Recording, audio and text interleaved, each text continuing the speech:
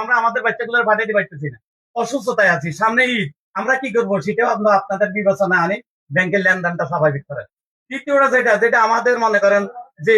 আমাদের যে এফডিআর গুলা বা আমাদের যে ইয়েগুলা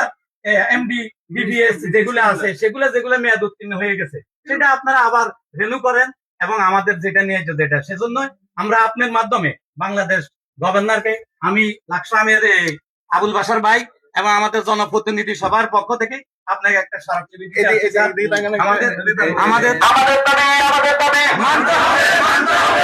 হবে।